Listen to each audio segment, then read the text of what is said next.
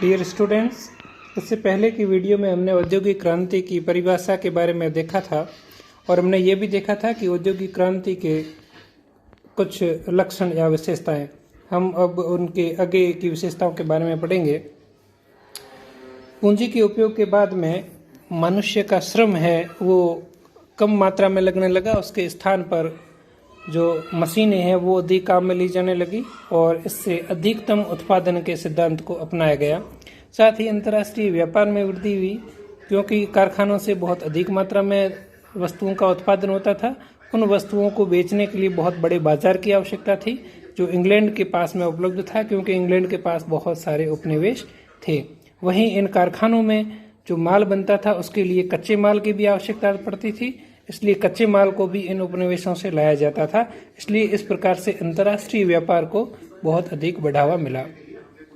यातायात का विकास किया गया, क्योंकि कच्चा माल लाने ले जाने और पक्का माल तैयार जो था उसको बेचने के लिए भी बहुत बड़ी मात्रा में परिवहन के साधनों की आवश्यकता थी। इसलिए रेल के इंजन का विकास हुआ और भाप से चलने वाले जहाज़ों का निर्माण भी इस समय हुआ। वहीं सड़क को भी कच्चे से पक्का, जिसको मक्काडम पद्धति कहते हैं, इससे डामर से सड़कों का निर्माण भी शुरू हुआ।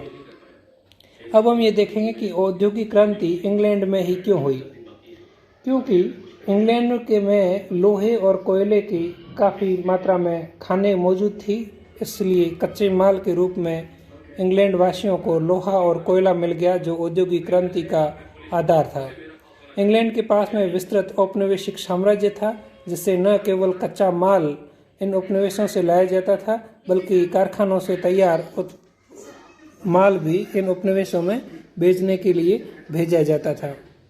साथ ही इंग्लैंड में इस प्रकार से कारखानों की व्यवस्था की गई कि मांग के अनुरूप उत्पादन की व्यवस्था की गई, कि मांग जितनी बढ़ती जाए उतनी मात्रा में उत्पादन को भी बढ़ाया गया। इंग्लैंड में पिछले 100 वर्षों के दौरान जनसंख्या में काफ़ी वृद्धि हुई, इसलिए बढ़ती हुई जनसंख्या की आवश्यकताओं को पूरा करने के लिए अधिक उत्पादन की जरूरत पड़ी और इस अभिप्रेरणा से प्रेरित होकर के कई कारखानपतियों ने इन कारखानों की स्थापना की।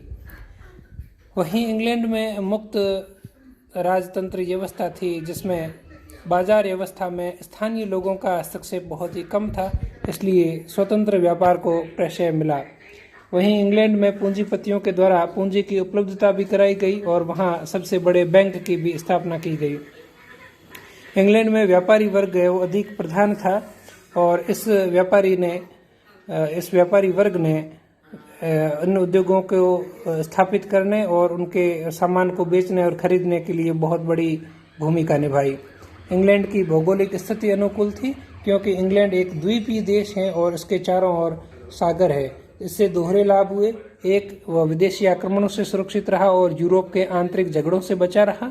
दूसरा, इसके कारण समुद्री जो नौशक्ति थी वो भी इंग्लैंड की वो काफ़ी बढ़ी। इंग्लैंड में 1688 में जब गौरवपूर्ण क्रांति हुई तो उसके बाद में राजनीतिक स्थायित्व आ गया और वहाँ पर अनुशासन या सुशासन की स्थापना भी हो चुकी थी।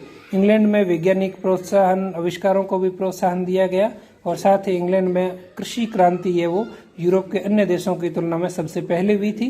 इसलिए कृषि ने उद्योगों के लिए कच्चे माल की आपूर्ति प्रारंभ से ही सुचारू कर दी थी। इन सब कारणों के कारण इंग्लैंड में ही सबसे पहले औद्योगिक क्रांति घटित हुई।